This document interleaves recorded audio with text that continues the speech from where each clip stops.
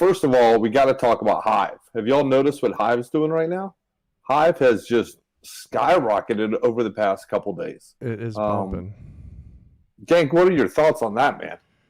Is probably the largest Hive holder out of the three of us here. Well, I would say that it's feels like it's a long time coming. I feel like people who have been in Hive and Steam before that, have realized how awesome of a blockchain that this is, and that I think maybe it just really took a game like Splinterlands, which is like basically a best in class game, and just For sure. top of the list as far as play to earn, and it's really starting to get a lot of attention, not just for itself but for the blockchain, because people are like, why did they choose Hive to build on? How are they able to continue to scale on Hive? How come we didn't understand that this was possible before? And so I feel like a lot of questions that I had basically answered for myself three years ago or even longer, because that was why I was on Hive. I just felt like a lot of our viewers know I'm not a tech savvy guy, but with a business background, I really understood the mechanics of Hive to be very powerful for businesses. I've talked about in the past, like there's with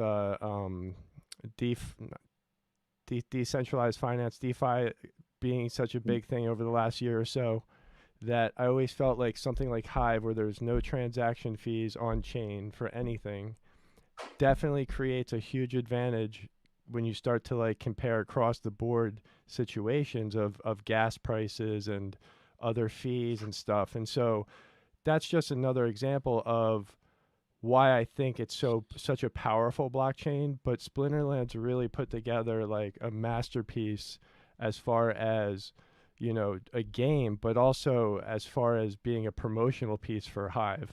And so I think that's kind of what's bubbling up now. We're in all-time highs since the split of with Steam, and I mean it's like at $1.70 or $1.80 right now, and and who knows? I mean, breaking through that all-time high, $5 isn't out of the question. But we're not here for financial advice, so please don't take any of this as that. Absolutely not. Absolutely not. So Gameboy, so when you started out, you said a lot of your games that you played were on the Wax blockchain. What kind of differences do you see on Hive, and what are your thoughts right now with what's happening there?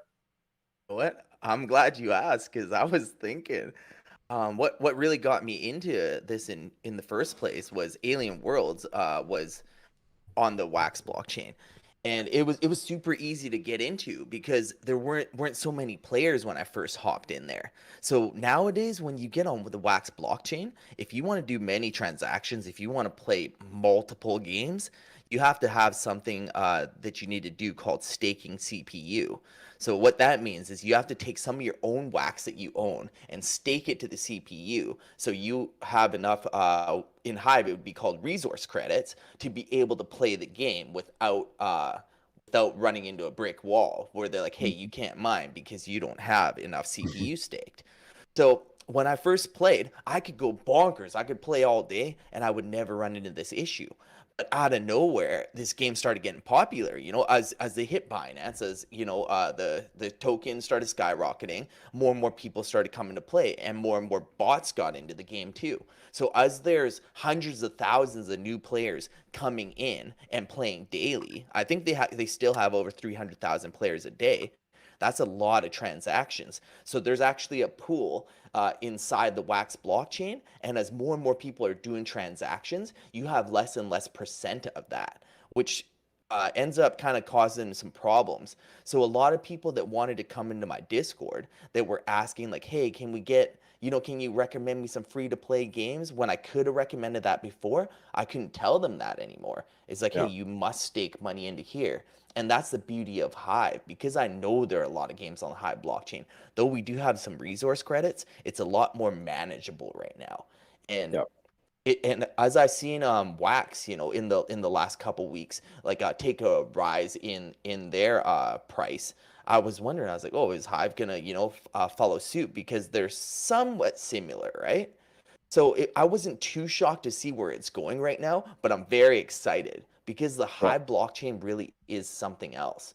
They've built it so you can have a Hive extension keychain that can link you to all your different games. So it's quite simple to get into. It's not too complex, and like you said, Walking Keys, it doesn't have those crazy gas fees that Yeah. for a new player that might not be used to things, like, I'm going to play this Ethereum game. They buy a piece of land, and then all of a sudden, imagine that piece of land needs to be transferred to somewhere else before they can play. They don't understand that that gas fee could cost them $100, Yeah. $150 just to move that piece of land to play somewhere else. Or all of a sudden, it's like you need to stake something. Guess what? Have fun signing that transaction if you aren't Yeah. playing with hundreds of thousands of dollars, or you're like, I came in here free to play.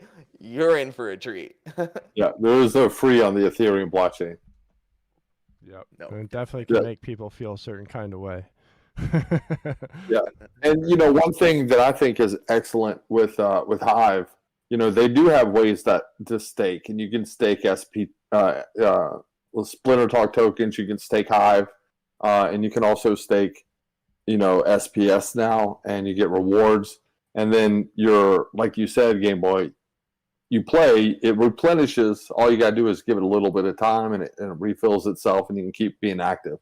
So, as these gas fees, as Ethereum goes up, as all these tokens go up, more people hit the blockchains.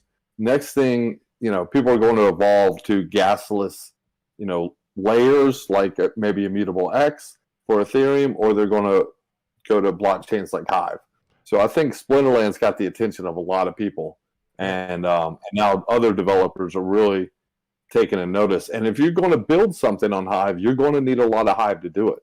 So maybe people are looking at building. I don't know. I'm excited to see it too. One cool thing too, you do have to power up Hive to have those resource credits. So like usually if you have at least 15 or 25 Hive powered up, you're good. But it's also very easy on Hive for someone to put that power into your account for you and still retain control of it themselves, as far as not giving it to you like forever, and also be able to take it back whenever they want to. And so it's a pretty easy way to help someone out without really costing yourself anything. And without the risk. You can help out someone without, like Gank, you delegated me some Splinter Talk tokens. Right. And you'd be like, if without that delegation, you could just give them to me, and I'll be like, oh, I'll pay you next June. Right. And then next July comes around and you can't find me. Right. So by delegating it, I still get the benefits of having it, but you still own it. And I think that's genius. And it does play out also in the game. Splinterlands has incorporated that technology into how you can delegate cards, and that's pretty much what rentals are, is a delegation. Sure. So it's just the game itself is brilliant, and Hive makes it possible. I would even say that even more than that, why I really enjoy it, or enjoy the option to do it, is that it's a pretty big step that you can just skip with having to walk somebody through something. It's like something that they really don't need to understand, like how Hive powered and resource credits work, until like maybe they get to something else down the road. So it's like can just skip over like an hour or two of like learning process by just like giving them a little Hive to power up and be like, carry on, soldier. Yeah, and you don't have to worry about them sending it to the wrong address on the way back. Don't make me tell you how many hours I was trying to read up on Hive power and how to use it, who to delegate it to. It's like, delegate it to me. Delegate it to me. And another really cool thing with it, actually, is if you are delegating Hive power to someone else, when they're upvoting different blogs on the Hive blockchain, you actually get a percentage of that also. You do. So that's another great thing that encourages people to share with each other. And that's what I really feel what Hive is. It's a sharing community.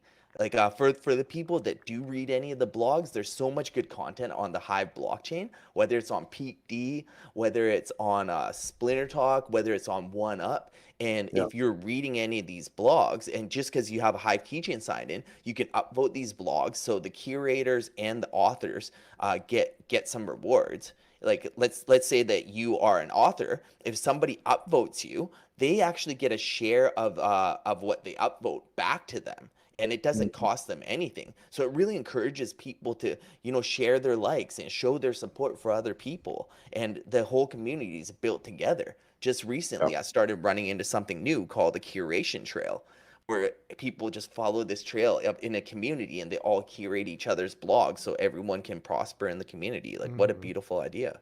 Yeah. And That's pretty cool. And Walking Keys knows how powerful, the blogging is as well. I mean, he's talked about it several times as far as he really built the majority of his crypto holdings originally through blogging, and has parlayed a lot of blogging efforts from years ago into the empire he now has in front of him. Well, that's a strong word, but yeah, absolutely. And that's one thing that's unique about this blockchain is the interactions are positive. Because if you're negative on any of these platforms, you're going to get downvoted and you're not going to be able to make money. And that's, a byproduct of engagement here.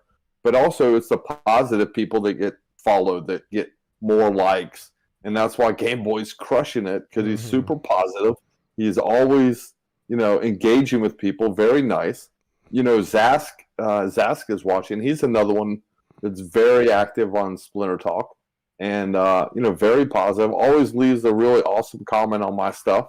I try to upvote him as much as possible, and that's kind of the synergy that the Hive blockchain has created, and it's pretty amazing. And to think if that was the same type of voting metrics on Facebook, how would that change Facebook? All of a sudden, if you can make money on Facebook by being positive, and if you're negative, you lose money or can't interact. I mean, it would just be like 40 people on Facebook.